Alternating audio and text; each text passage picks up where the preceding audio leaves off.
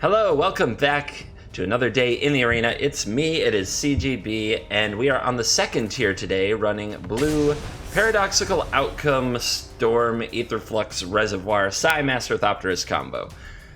I might be a little off calling the second tier, as the pieces are there that there might be a very powerful deck, but I haven't found the deck list yet, and I've tried a number of them. The one I've settled on is very combo focused, to hopefully get to show you the combo itself. And it might be a top tier deck. Maybe somebody out there can make a couple of changes and get something that we would put in the top tier video. But right now it just feels like it's missing something. It often dirtles, doesn't do much, and gets beaten into the ground. Our opponent now on 4 cards. This isn't looking good for our opponent, but let's see if they can make a game out of it. I'm actually not going to play the artifacts right now. I want to make Thopters with Psi, so I'm going to slow roll these artifacts a bit. Alright, black, white, revitalize. So it looks like a life gain deck from the opponent. They are at an extreme disadvantage because of the mulligan. Let's see if they have a solution for Psi. A baffling end is usually what the doctor ordered at this stage. A murder could also be on tap. Alright. So we will...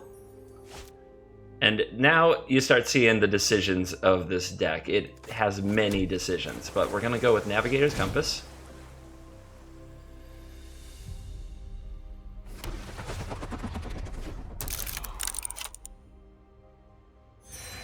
And Renegade Map.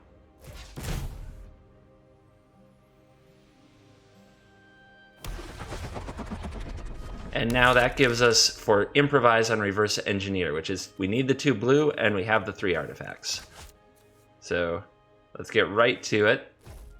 Tap our cards for Improvise, draw the 3. And it feels like we're off to the races. We are not attacking with Psi. We do not want to see a seal away or something like that. Take our Master Thopterist. We don't actually need the Master Thopterist to deal our damage.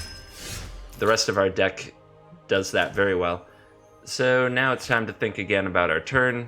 I do believe another Reverse Engineer is an excellent place to start. And you see, tapping for Improvise, we just touch our artifacts, turn them sideways.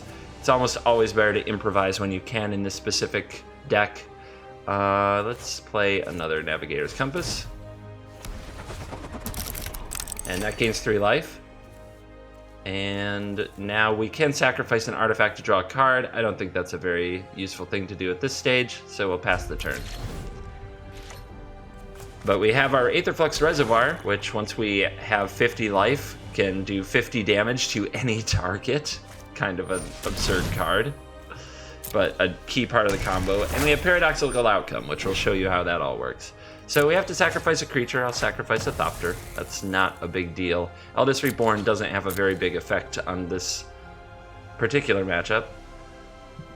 And we have this option here with Psi to sacrifice our Thopters to draw a card. We don't have... the card that we're missing is Inspiring Statuary, so I'm actually going to do it. Which would make these artifacts much better to have the Statuary. We will make more Thopters. Do not worry. Our fallen Thopter friends will return. Alright. We could play 4 mana and resolve this. It is a little risky because of Ixalan's Binding, but we have Commit to Memory in the deck to get it back. We can also Baral's Expertise back our own artifacts and get the Reservoir for free, which I actually think is a bit better. So I'm going to take that line. We could also Paradoxical Outcome and draw some cards, but I'm going to put that off for a little bit.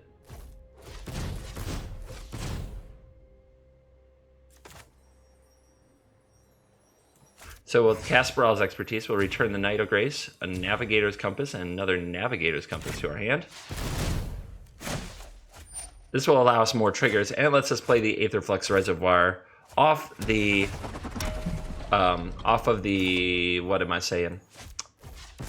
It lets us play it off the Baral's Expertise trigger for free. Alright, we still don't want to attack. Our opponent could still untap and seal away with Psi, and Psi is doing a lot of work right now. Discard trigger, no problem.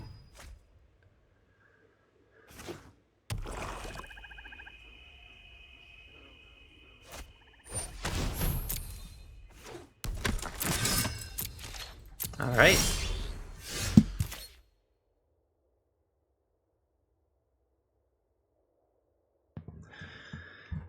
Okie dokie. Let's see how far we can storm combo our opponent this turn. So, incoming Navigator's Compass, that will start the party. We just have to get to more than 50 life, and our reservoir will become lethal.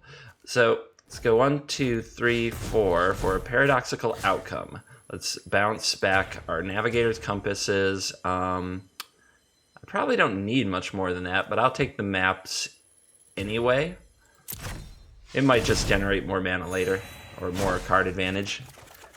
There is Ornithopter, the good old 0 mana Ornithopter to keep gaining life.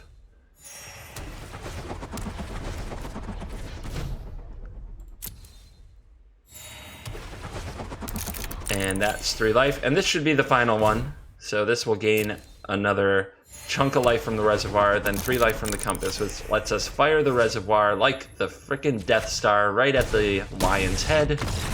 And that is how the deck wins the game. You see, we didn't even need to attack with the Thopters or anything like that. So, ridiculous fun deck if you like playing kind of solitaire combos. I don't know if you saw, we had a quest to deal 50 damage, and we did it with 1 card and 1 activation. So that's pretty silly. And let's have a look at the list. So, we need some 0-cost artifacts to make the combo a lot easier. You saw Ornithopter that game. We also have some Mox Amber going on. Navigator's Compass is pretty much the inclusion that's different from what I see other people doing on the internet. I haven't seen much of it. I like it because of the amount of red that's in the format. This is even though red has started to trend down a little bit in other places of Magic, such Paper Magic and Magic Online, red is still 50 to 60% of the competitive games you will play in Arena, or at least that I play. So I do keep a spreadsheet. I keep my numbers, and right now it's at 62% of my quick constructed events prior to this week are Bomat Courier decks. Now I say prior to this week for an important purpose. Ever since the big release weekend when everybody got 5 codes, there are so many new players in the game, and a lot of them are playing the starter decks, and a lot of them are playing them in quick constructed. I keep running into them even when I'm playing competitive decks. I hope that gets fixed. I feel bad battling for my gem value against starter decks and new players. So I hope that somehow gets fixed. Anyway, back to the deck. Renegade Map and Prophetic Prism, filling the artifact slots some more. Psymaster Thopterist, it's legendary. You can only have 1 on the battlefield, but I have all 4 because of just the work that it puts in to buy you time and help your improvise. For Inspiring Statuary, this is a card we didn't have in the last game. We were able to get to over 50 life without it, but it really helps casting your Baral's Expertise for 2 mana, your Paradoxical Outcomes for 1 mana. 2 commits, sometimes you cast the Memory, and sometimes you need commit so that you don't lose to something like an Ixalan's Binding. And then we have Paradoxical Outcome. You saw what that does. Return our cheap artifacts to our hand, draw a bunch of cards. 2 of the reservoirs for the kill conditions. 4 Baral's Expertise, and 4 Reverse Engineer to just keep the cards coming hot and heavy as quickly as possible. Some cards I'm not running, including Metallic Rebuke. It's a good card, and there are places where you want it. I just haven't been overly impressed, and I like playing this as more of a solitaire combo deck than a counter things deck. But the more control you face, the better it is to have a Metallic Rebuke or 2 on your side. In the land count, most of these decks play 4 Zhalfirin Voids. I don't. I could, I suppose, but I'm too nervous about not getting to Reverse Engineer when I want to. Prophetic Prism and Navigator's Compass fix the mana for the Void, so it could make sense, but I'm still fearing that day where I get the opening I want, which is something like Renegade Map, Ornithopter, Mox Amber, and then on turn 2 I go to Reverse Engineer and I don't have another island. Now that's probably a silly bias, to be honest, and if you want to run all the Voids, go ahead. We also have an Inventors Fair. I'm amazed at how much land I draw, but I only run 18, so what can you do? Let's take it out and get another game. That's enough babble.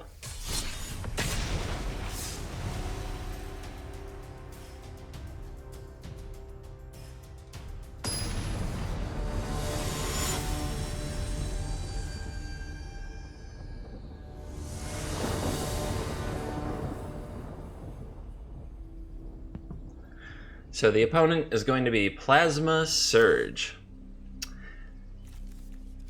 I do apologize if any of you are watching the video closely. You see I'm probably muting. You see that I'm muting the microphone and clearing my throat. I don't want to make you listen to me as I clear my throat. So, moments of silence. I know you can see it now that I'm on the face cam and you can see my face, and that is something I forget sometimes. All right, straight out with the compass. We do have a reverse engineer, so we want to get to improvise this as quickly as possible. I like holding back my zero-cost artifacts, though, until I have something to do with them, especially since the reservoir requires kind of some combo-y stuff. Glory-bound Initiate, that can put a clock on us. All right, I don't believe I have anything to do with my second turn, unfortunately, so we'll pass.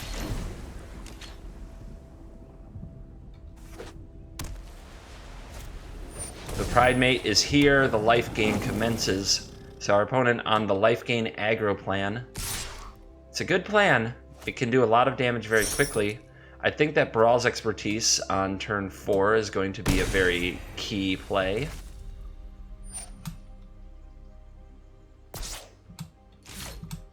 Alright, another land off the top. Not really what we want. But let's resolve the Statuary so that Baral's Expertise into Aetherflux Reservoir is on tap.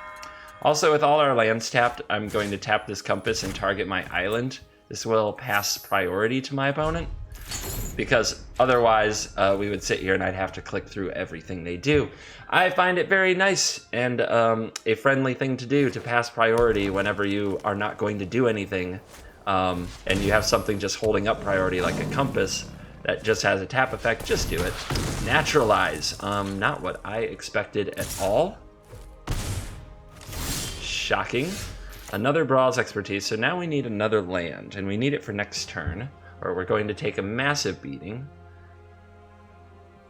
So the play is to reverse engineer.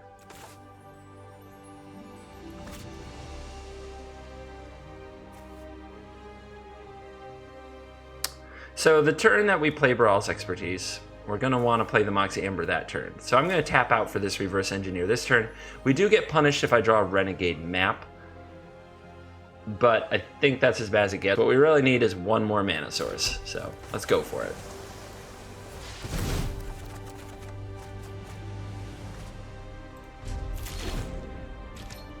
So saving the Mox Amber means we gain 3 life because we play Baral's Expertise and Aetherflux Reservoir, and then we play the Mox Amber afterwards. 3 life.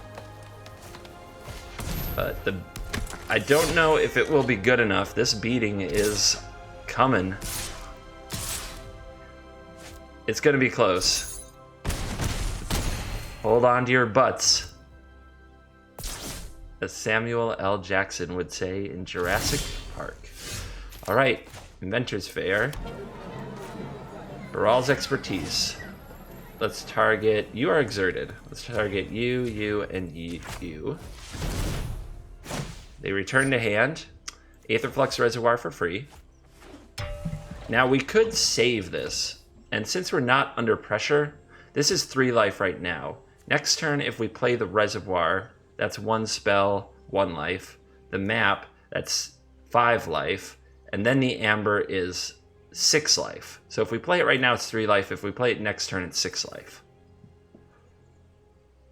So yep, we're gonna wait. That's smart. But in order to pass that priority, we're going to use our compass right now.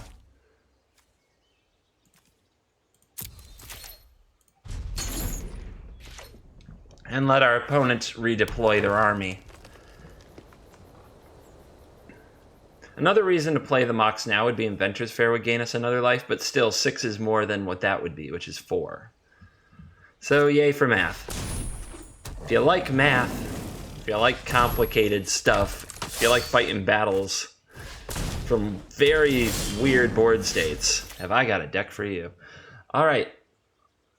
So Baral's Expertise. I wish we had our Statuary. We do not, though, and that's the way it's got to be. Let's bounce these creatures. And you see why Baral's Expertise is a 4 of in the deck. Sometimes 1 does not do enough. So back up to 17. Tap that. I know that Shift Enter is supposed to perma-pass priority, but I find that it's very unreliable. And I end up having to fiddle with it over and over again, trying to pass priority, hitting Shift Enter, and it still doesn't perma-pass the priority. So, if I'm just tapping things to save myself a bunch of clicks later, you don't have to. If you don't like it, it's fine. All right, let's get some reverse engineering going. Tap these for Improvise, which is a nice little feature. Some life. 3 fresh cards. Ooh, we got the Statuary. If we play it, we have 1, 2, and then we can play the I think. 1, 2, 3. 1, 2, 3. But then we don't have mana for the maps. But we can tap the Mox Amber for mana. What if we just play the and not the Statuary? We can play that, and then we can play both maps. That's definitely more life. And I'm not sure if it's lethal. I'll do the math later, but it's more spells. So it's going to be closer to lethal than the other line.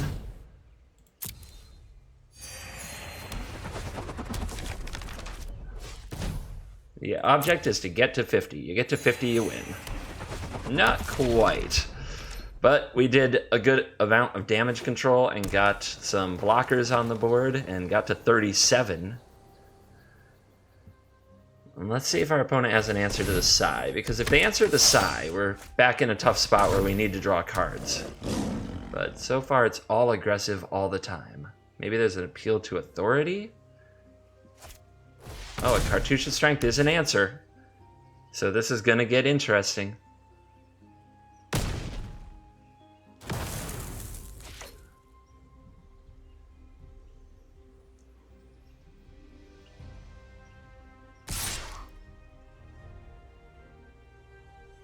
Interesting, indeed. Now this does not have trample, right? Oh, it does now because of the Cartouche. Okay. So we can try to save some of our life points, making it easier to combo off.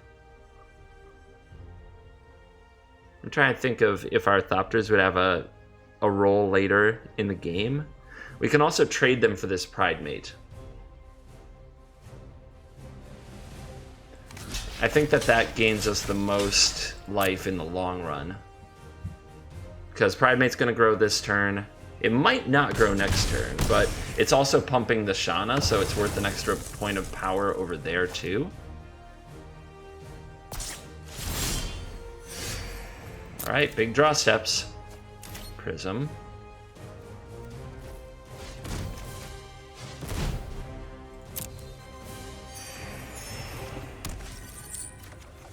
Baral's Expertise. Okay, we're doing it. I think that was a perfect rip. Because now we can play Inspiring Statuary.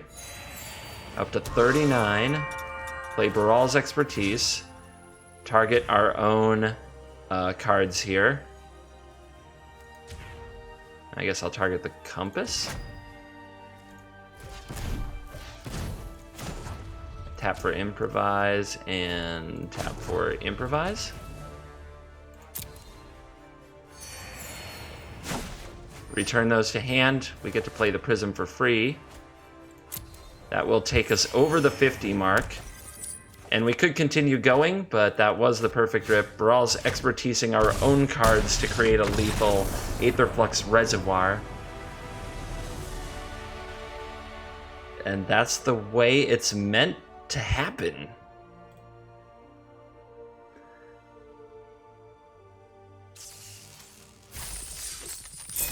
Okay. Well, I think I'm going to leave it there. We're on that 20-minute mark. Don't tempt fate. It went better than expected. So that's the Blue Storm Paradoxical Outcome, however you want to call it, the Reservoir artifact combo deck with Master Thopterist. I still think it's second tier. I don't think it's ready for the prime time, but it is a very fun deck. I think it is very much worth crafting. And I think you can enjoy it. It's a kind of Magic you don't get to play much anymore. These combo, several spells a turn, kind of bouncing your own stuff and replaying it. It reminds me of older one would say simpler times, but now really degenerate times in MTG. Well, thank you for watching. This has been another day in the arena, and until the next one, I am out of here. I'll see you later.